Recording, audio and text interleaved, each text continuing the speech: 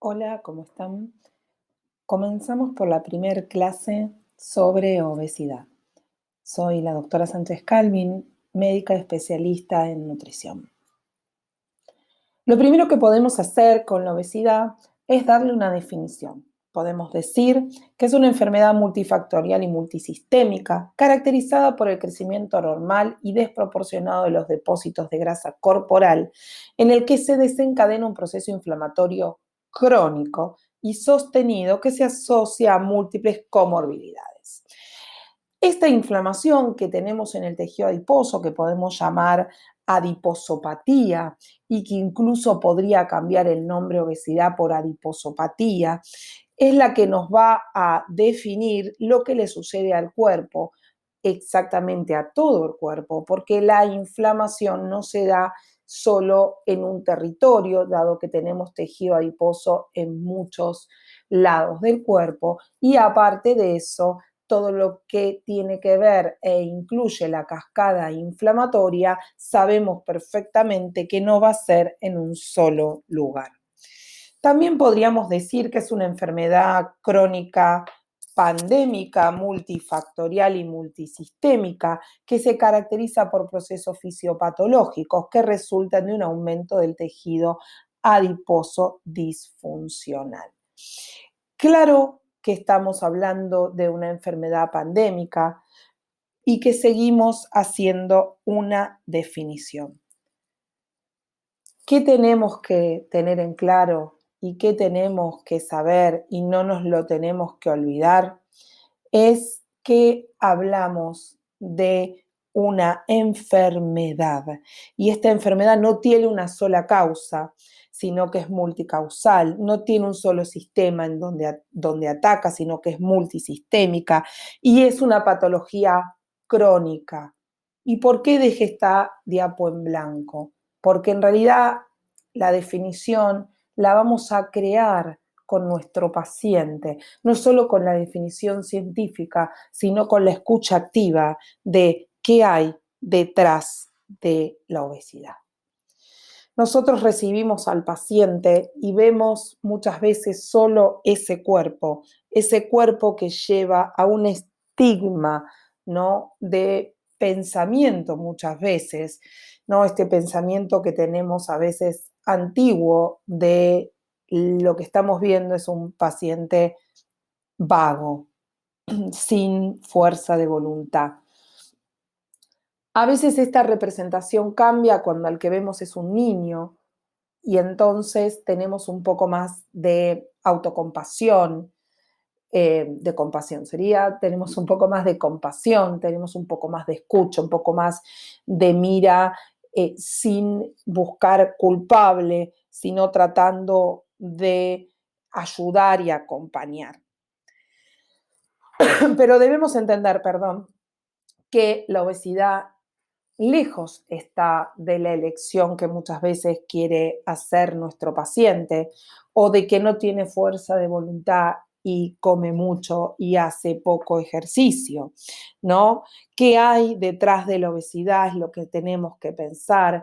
¿Qué pasa con este paciente que es absorbido sin poder tomar decisiones alimentarias muchas veces y puesto dentro de una clasificación y definición que lo aleja de poder compartir la vida con el resto de las personas y disfrutarla porque está aislado en esa definición y pide ayuda y no lo vamos a ayudar en clasificarlo, sino en escucharlo, en cambiar esta escucha, porque claramente en algo hemos fallado. Fallamos porque si vemos los números, vemos que la obesidad, este número lo saqué de esta página que pueden ir a ver lo que seguramente en este momento ya será otro y no más abajo, lamentablemente. El número de la obesidad aumenta como una pandemia voraz y en algo hemos fallado en nuestra escucha de nuestro paciente y nuestro abordaje solo del peso y la actividad física. La obesidad se cree que para el 2030 va a ser en 1 de cada 5 mujeres, 1 de cada 7 hombres y va a llegar a un total de 1 billón de personas. Se sabe que para el 2025, 93 millones de personas van a tener obesidad severa, no 23 millones de pacientes enfermos, no solo con obesidad, porque sabemos que la obesidad severa es un predictor de obesidad sistémica y comorbilidades asociadas. En Argentina, según la última encuesta de factores de riesgo, sabemos que 6 de cada 10 argentinos tiene obesidad o sobrepeso. Esta encuesta de factores de riesgo vale la pena recordar que se hizo antes de la pandemia, por lo que por sentido común sabemos que este número tal vez esté duplicado. Entonces, si 6 de cada 10 argentinos tiene sobrepeso u obesidad, tenemos realmente un problema multitudinario directamente, no solo multifactorial, ¿no es cierto? Como estábamos hablando de no olvidarnos, y multisistémico, de una patología crónica invalidante. En una de las charlas de las sesiones de la Organización Mundial de la Salud, al inicio, Michelle Obama dijo: esta podría ser la primera generación que vivirá más enferma y morirá antes que la generación que la precedió. La verdad, palabras fuertes, ¿no? Y que duelen. Entonces, ¿qué nos dice la Organización Panamericana de la Salud? Que esta es una pandemia que realmente nos está alcanzando a todos y que debemos tomar medidas. Una pandemia en la cual sabemos que incluso los pediatras están muy preocupados por la situación del aumento de la diabetes tipo 2 en la niñez y en la adolescencia, porque aparte sabemos que un niño con obesidad en la diabetes y en la adolescencia va a continuar seguramente con obesidad en la adultez. Debemos tomar medidas y la recomendación es que en estas medidas esté la conciencia. En nuestro país tenemos el etiquetado frontal, donde podemos empezar a ver estas etiquetas negras, donde nos marcan exceso de azúcar, grasas y sal, que claramente nos deja conciencia de lo que uno está eligiendo y la posibilidad de elegir otras marcas y la posibilidad también de esas marcas de cambiar las composiciones de los alimentos para que dejen de tener estos sellos tan feos que nos hacen tomar conciencia y capacidad de elección. Otra de las recomendaciones de la OPS es el aumento de la actividad física en los colegios. Tienen bastantes pocas horas en actividad física y esto hay que replantearlo. Lo mismo que el aumento del tiempo de lactancia, dado que sabemos que esto disminuye el 13% la posibilidad de obesidad infantil. Aumento de impuestos a todos los que tienen este tipo de productos y leyes, por supuesto, que nos ayuden a esta toma de conciencia, visualización y cambio de perspectiva. Sabemos que las comorbilidades es la consecuencia más grande que nos deja la obesidad. En Argentina tenemos 12,7% de pacientes con diabetes, por lo tanto, abordarla como enfermedad es importantísimo. Y en este abordaje como enfermedad debemos saber que estamos buscando un equilibrio entre muchos factores, ¿no? Grasa, ingesta, absorción de nutrientes, gasto energético, condiciones socioeconómicas, control neuroendocrino, genética, medio ambiente. Entonces, realmente esto es difícil de lograr y no podemos quedarnos en pensar que es un paciente con mucha ansiedad y que come mucho y que la fuerza de voluntad no lo ayudó a bajar de peso cuando sabemos que debajo de ese iceberg tenemos muchísimas causas más que las que están en esta diapositiva. No subamos al paciente arriba de la balanza y simplifiquémoslo en una definición, porque con eso no logramos objetivos. Tenemos que cambiar las herramientas. No es solamente lo que pesa, la cantidad de grasa o el IMC, aunque sepamos que el índice de masa corporal es importantísimo para definir y que cada aumento de 5 puntos aumenta el 30% de mortalidad general. Tenemos que también saber que hay una flexibilidad metabólica que no nos lo va a dar esta definición. Por lo tanto, tener en cuenta que no nos tenemos que simplificar ni siquiera en pensar en gasto energético, apetito o saciedad, sino que tenemos que hacer una mirada muchísimo más holística. De hecho, hasta tenemos la pata, el rol de la herencia, el heredado, lo que el paciente recibe del padre, de la madre, del medio ambiente, que lo va a llevar posiblemente a tener una obesidad básicamente por herencia, por genes, por ambientes obesos, pero esta descendencia marcada y que tenga también marcada su propia descendencia, es lo importante a darnos cuenta que tenemos que ver más allá del peso, porque la enfermedad no es sentencia, porque podemos cortar este círculo vicioso, importantísimo para cambiar justamente los factores de riesgo que se producen.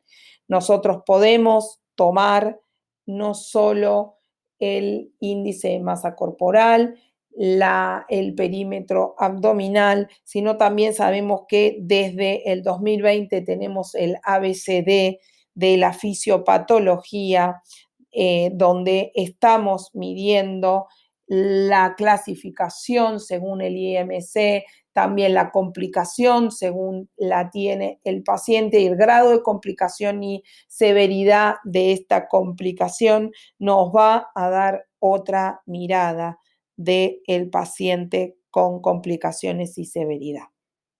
Entonces, sabemos que la obesidad no es la definición de la persona, el número en la balanza, la fuerza de voluntad o la falta de ejercicio. Sabemos que la obesidad va muchísimo más allá de lo que yo creo que hay un peso en lo que pesa la obesidad. No puedo simplificarla y debo tomarla en serio en un abordaje interdisciplinario para que la carga de esta enfermedad se pueda trabajar, esta adiposopatía pueda tener realmente todas las patas que necesita de lo neuropsicosocial, de la enfermedad pulmonar que la tiene que ver el neumonólogo, la cardiovascular, el cardiólogo, la diabetes, el diabetólogo, todos los órganos renales, musculoesqueléticos, inmunológicos, ¿no? Esta inflamación crónica que detiene un poco la respuesta de la inflamación aguda, reproductivos, hepático, el muscle D, que sabemos que hoy en día debemos tratarlo junto al hepatólogo, ¿no? Las oncológicas, ¿no? Y la dificultad y discapacidades respiratorias y de movilización que tienen estos pacientes merecen una intervención en equipo interdisciplinario, porque este equipo debe lograr cambios en el estilo de vida y tomar decisiones, y las decisiones tienen que estar centradas en nuestro paciente. Yo busco un equipo multidisciplinario donde el paciente polula por diferentes profesionales que no están comunicados entre sí, que tienen necesidades propias de cada uno, que no tienen seguimiento ni supervisión, que finalmente la burocracia del hospital o del sanatorio, o incluso aunque sea privado, se mete adentro de un sistema que el paciente se pierde y no se puede ofrecer al profesional de la salud también el acompañamiento, la supervisión de cómo se siente atendiendo a ese paciente. Entonces el paciente pierde la motivación o la buena búsqueda. El abordaje debe ser interdisciplinario, donde realmente estamos en continuo hablar y dialogar con el resto de los profesionales, ya sea el médico cirujano de cirugía bariátrica, el médico clínico, el cardiólogo, el neumonólogo, gastroenterólogo, la licenciada en nutrición, la medicina del deporte, todo lo que necesitamos donde el paciente pasa a ser el centro el centro de nuestros objetivos, el centro de nuestras decisiones.